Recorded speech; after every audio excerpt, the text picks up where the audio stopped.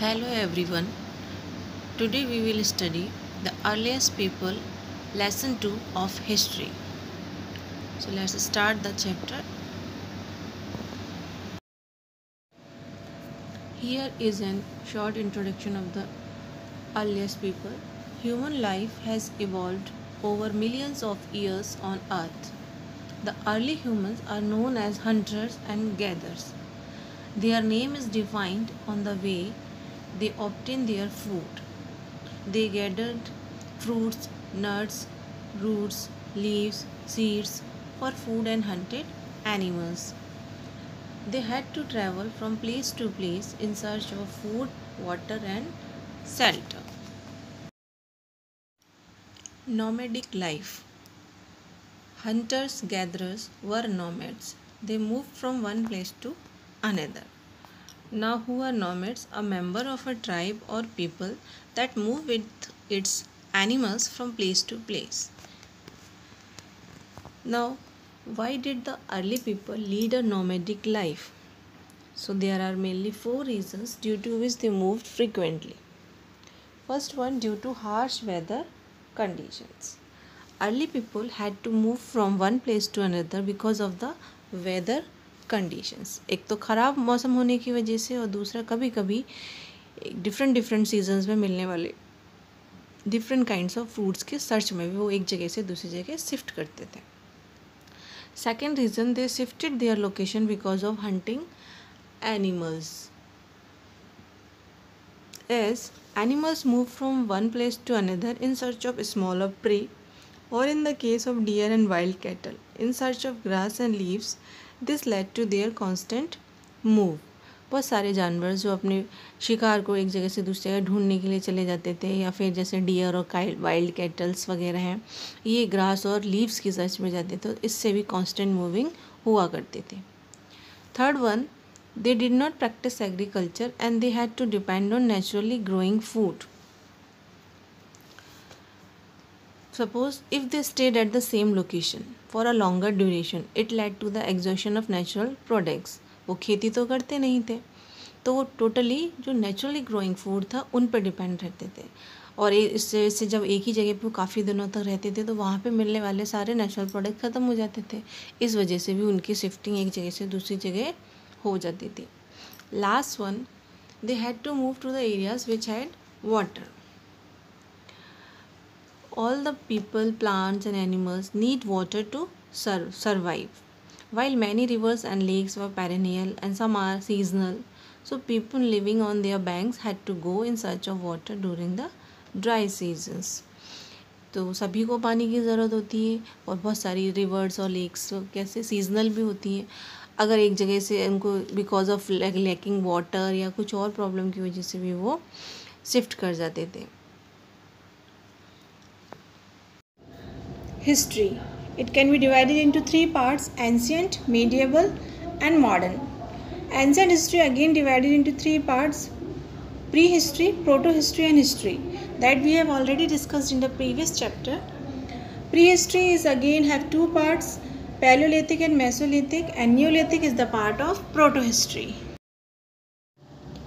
Now we will read early phases of human life.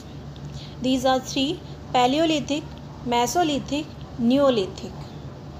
First of all, Paleolithic. The earliest period of early human is known as Paleolithic. Humans का जो सबसे पहला सबसे पुराना काल माना जाता है वो Paleolithic कहलाता है. The word Paleolithic origin from two Greek word in which Paleo means old and Lithos means stone. दो ग्रीक वर्डों से बना हुआ है Paleolithic वर्ड, जिसमें पैलियो का मतलब है ओल्ड यानी कि पुराना और लिथोस का मतलब स्टोन यानी पत्थर. At the end of the paleolithic era humans began to produce works of art such as cave paintings, rock art etcetera. इस एरा के ख़त्म होने तक ह्यूमंस ने केव पेंटिंग्स का वर्क, रॉक आर्ट का वर्क, ये सब ह्यूमंस सीख चुके थे. Second one, mesolithic. It begins with the cold snap which marks the end of the ice age, which means when climate was getting warmer and ice sheets were melting. जब climate कुछ गर्म होने लग गया और ice sheets melting होने लगी, तब इसका बिगिनिंग हुई थी।